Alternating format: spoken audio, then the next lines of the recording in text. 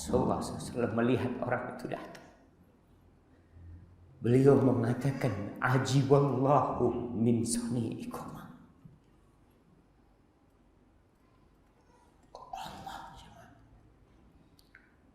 Allah itu takjub dengan perbuatan kalian berdua. Dia berikan semua yang dia miliki untuk tanggung.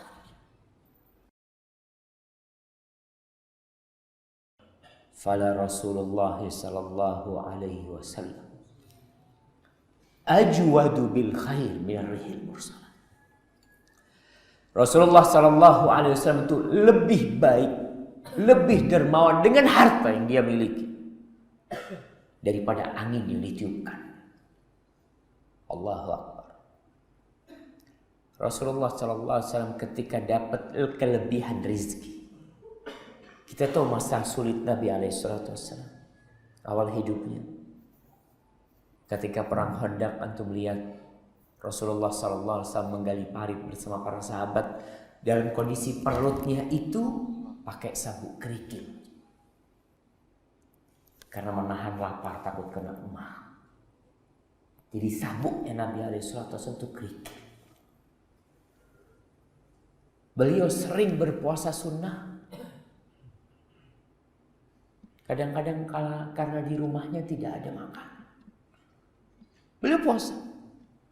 Makanya antum kalau membaca hadis bahwasanya Rasulullah SAW itu kalau berbuka dengan apa? Dengan rutaibah, dengan kurma yang masih segar, masih basah. Kalau ada, artinya itu adanya kapan? Di musim kurma panen. Kalau sekarang kan orang sepanjang tahun bisa makan kurma basah karena kita ada kulkas, ada freezer. Tapi Rasulullah SAW ketika panen kurma baru ada tuh kurma yang kayak gitu. Kalau nggak ada, beliau berbuka apa? Kurma kering. Kalau nggak ada, hasa-hasawati minal ma'. Beliau meminum beberapa teguk air. Dan cuma itu yang beliau lakukan. Sampai kapan? Sampai sahur dia, Pak. Sahur-sahurnya apa? Wah, minum air Nabi SAW. Maka susah hidup Nabi SAW. Kita kadang-kala ketika berbuka, subhanallah, segala makanan kita makan. Makan ini, makan itu. Nanti habis tarawih makan lagi. Terus mau tidur makan. Sahur pun Masya Allah kita lihat. Antum lihat sahur. Nah lihat di ruangan ini ada sahur rawon sama kurma. Insya Allah. Kalau Nabi SAW kurma aja, kalau nggak ada air, kita semuanya ada. Dan semuanya kita makan. Di masa-masa sulit Rasulullah SAW tetap bersedekah. Antum bayangin ya, ceritanya Aisyah radhiyallahu taala anha. Aisyah benar-benar takjub. Suatu hari kata Aisyah radhiyallahu taala anha, datang seorang wanita mengemis dengan dua putrinya. Datang. Dilihat sama Aisyah, pengemis yang butuh dibantu. Akhirnya Aisyah radhiyallahu taala anha masuk ke dalam rumahnya. Dia cari makanan di dalam rumah. Alhamdulillah, dia dapatkan 3 butir kurma. Yang ada di rumah Rasulullah SAW hanya 3 butir kurma. Nggak ada kan? Diberikan 3 butir kurma itu kepada pengemis. Si ibu, Masya Allah, dibagi itu 3 bertiga. 1 putrinya dapat 1 dan dia mau makan. Kedua putrinya ternyata kelaparan, sehingga 2 butir kurma itu langsung habis. Ketika sang ibu mau makan, kedua putrinya melihat kurma yang hendak dimasukkan ke mulut ibu. Antum lihat kasih sayang seorang ibu sama ibu itu dibagi 2 dan dia tidak makan. Aisyah takjub. melihat kejadian itu. Ketika Rasulullah SAW pulang, Aisyah cerita sama Nabi. Pemandangan yang begitu mengherankan dia tentang kasih sayang seorang ibu, karena Aisyah radhiyallahu taala anha tidak pernah menjadi seorang ibu. Dia sampai meninggal dunia tidak punya anak. Maka dia takjub dengan kasih sayang seorang ibu. Akhirnya Rasulullah SAW cerita tuh perempuan-perempuan, orang-orang yang diuji dengan anak-anaknya. Anak-anak itu akan menjadi penghalang dia dari api neraka kalau pada hari kiamat. Tentu melihat itu masa sulit Nabi SAW.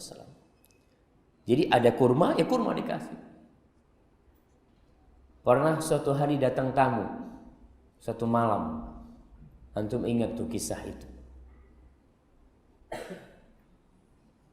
Di Masjid Nabawi sampai Isya, Rasulullah SAW tahu ini tamu dari jauh. Jadi sebenarnya yang disebut tamu, ikram dhaif, itu adalah tamu yang dari jauh. Adapun kalau yang dari dekat-dekat itu disebut zair, orang yang sedang ziarah, berkunjung. Tamu yang dari luar kota harus kita hormati. Rasulullah SAW kedatangan tamu, itu tamunya Nabi. Maka beliau kirim orang ke rumah-rumahnya. Kau datang, siapa istriku yang punya makanan untuk diberikan ke tamu? Entah istri Rasulullah SAW pada waktu itu berapa ketika kejadian itu. Ke istri yang pertama, ke istri yang kedua, ketiga, keempat, dan yang seterusnya. Akhirnya pembantu itu datang mengatakan, ya Rasulullah, semua istrimu hanya memiliki air di rumah. Gak ada. Itu rumahnya khairul bashar. Itu rumahnya sayyidu waladi Adam. Orang yang termulia di muka bumi ini sampai hari kiamat. Dari sejak Adam sampai hari kiamat, orang yang paling dicintai Allah itu adalah Rasulullah SAW. Di rumahnya tidak ada apa-apa. Supaya antum bisa kebayang bagaimana hidup antum sekarang. Ketika orang-orang disuruh bersedekah, berat dia bersedekah, seakan-akan dia hidupnya susah. Akhirnya Rasul SAW, karena tahu dia tidak mampu menghormati tamunya, dia menawarkan kepada para sahabatnya, man yudhaifu dhaifa Rasulillah sallallahu alaihi wasallam. Siapa yang ingin menjamu tamunya Rasulullah SAW? Siapa yang ingin menjamu tamunya Rasulullah? Sahabat Ansar langsung angkat tangan, ana ya Rasulullah, aku bawa pulang. Habis sholat Isya, pulang nih, dibawa tamu. Suruh masuk rumah, dia jumpai istrinya. Akrimi dhaifa Rasulillah SAW. Kau muliakan tamunya Rasul SAW. Aku bawa tamunya Nabi ini. Apa kata istrinya? Kata istrinya, bang, ada makanan di rumah. Kecuali buat anak-anak. Apa kata bapaknya? Oh, bikin anak-anak itu tidur, makanannya kasihkan ke tamu. Lihat yang namanya keikhlasan. Tuan rumah ini tidak ingin tamunya tahu kalau keluarga itu tidak punya makanan. Maka dia mengatakan kepada istrinya, istriku, nanti ketika makanannya disuguhkan, kau pura-pura betulin lampu minyak itu, lalu kau matikan. Sudah dimatikan, makan tamunya. Dia pikir semua yang di rumah makan, ternyata yang makan cuma tamu. Siapa yang tahu kejadian itu? Apakah Rasulullah SAW tahu di rumahnya? Tidak tahu. Apakah sahabat-sahabat yang lain, orang sekampung tahu dengan kejadian itu? Tidak ada yang tahu. Kecuali suami istri ini dan Allah dari atas langit yang ketujuh. Pagi harinya, dia bawa tamunya Rasulullah SAW ke Masjid Nabawi. Rasulullah SAW melihat orang itu datang. Beliau mengatakan, ajiballahu min sani'ikum.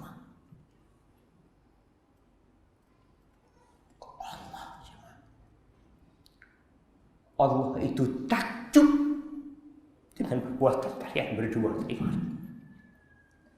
Dia berikan semua yang dia miliki untuk kamu. Jadi subhanallah, mereka benar-benar orang yang memandang dunia ini dunia ini hanya tempat untuk singgahan yang kita lewatin, kemudian kita akan pergi. Itu di masa-masa susah mereka berbagi. Ketika mereka kaya raya, Rasulullah SAW di akhir hayatnya alhamdulillah sempat punya harta. Pada tahun ke-10 Hijriah, Rasulullah SAW berhaji. Tahu haji wada Nabi SAW, beliau bawa 100 ekor onta. Ketika beliau punya harta itu pun untuk Allah. Beliau bawa tuh 100 ekor onta.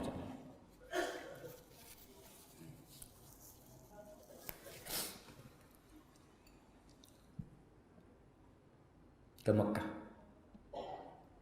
Beliau sembelih dengan tangan beliau 63 ekor. Yang sisanya dilanjutkan oleh Ali bin Abi Thalib.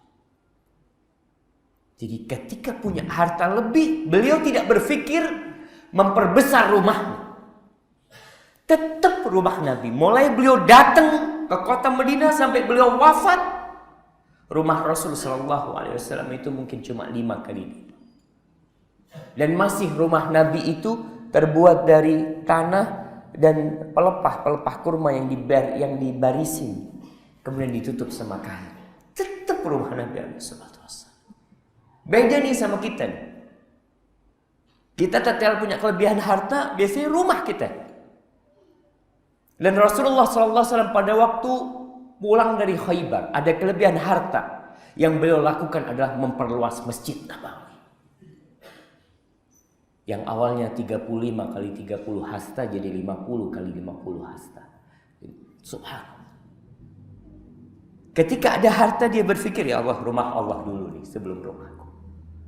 Ketika kau punya dan kau tidak butuh, kecuali kau butuh, Ustaz, karena memang rumahnya udah mau ambruk, Ustaz, ya fadhal. Kau mau melakukan, coba tolong perhatian dengan rumah Allah Jalla Jalla. Terus terang ada rumah-rumah Allah yang ana masuk, ya aromanya kurang menarik. Mungkin lebih menarik kamar antum. Ada apa yang semprotan. Di sini ada semprotan berapa? Oh, cuma 2 ini belakang nggak nyium. Antum punya kelebihan rezeki, oh, saya mau taruh minyak wangi di sini 10 hari terakhir nih supaya orang-orang nikmat beribadah. Ana mau pasang. Apa yang bisa antum lakukan? Antum punya kelebihan rezeki, ya Allah, aku cuma punya 10.000, nggak apa-apa. Kau sumbangkan 10.000 untuk bangun rumah Allah. Apa kata Rasul sallallahu alaihi wasallam? Man bana lillahi masjidan walau kamifhasi qata banallahu lahu baitan fil jannah. Barang siapa yang membangunkan untuk Allah masjid, rumahnya dibangunkan lillahi ta'ala, walaupun sebesar sarangnya burung dara pasir. Ya mungkin seperti ini ya sarangnya. Nggak bisa buat sholat. Itu Allah akan bangunkan bagi antum rumah di surga Allah. Yang lebih indah dari rumah antum, yang lebih indah dari istana yang paling baik di muka bumi. Bahkan kata Nabi SAW, surga itu la maudhi'u sauti ahadikum fil jannah khairun minad dunya wa fiha. Kalian tahu tempat pecut. Biasanya orang naik kuda pakai pecut. Itu tempat pecut di surga. Luasnya berapa? 1 meter kali 10 cm kali 2 cm. Itu lebih baik dari dunia dan isinya. Kita ini ketika ada kesempatan berusaha untuk kita yang dapat pahala. Jangan orang lain yang dapat pahala. Kalau kita mampu. Jangan merasa sudah cukup. Alhamdulillah, anak sudah bantu sana, bantu sini, bantu macam-macam. Subhanallah. Rasulullah SAW ketika perang Badar, ketika perang Tabuk, Nabi SAW berangkat ke Tabuk. Satu onta itu gantian 3 orang. Satu onta gantian 3 orang. Rasulullah SAW gantian sama Ali bin Abi Thalib, satunya anda lupa, kalau salah Abu Umamah. Gantian nih. Awal keluar dari kota Madinah, siapa yang naik? Rasulullah SAW. Dapat beberapa jauh, beliau turun. Beliau turun nih dari ontanya. Karena waktunya yang lain untuk naik. Apa kata 2 sahabat ini? Kata Ali bin Abi Thalib dan sahabat yang lainnya, ya Rasulullah, nahnu namshi anka. Wahai Rasulullah SAW, kita yang jalan ketika bagianmu jalan, kau terus naik. Apa kata Rasulullah SAW? Beliau mengatakan, ma antuma bi aqwa minni. Kalian berdua tidak lebih kuat dari aku. Dan aku juga butuh sama pahala. Bukan cuma kalian yang ingin pahala. Beliau jalan kaki. Itu Ali naik onta, beliau jalan kaki. Karena beliau kesempatan. Ketika membangun Masjid Nabawi, para sahabat pada ikut ngangkat batu. Nabi berusaha ikut ngangkat batu. Itu yang diajarkan oleh Rasulullah SAW.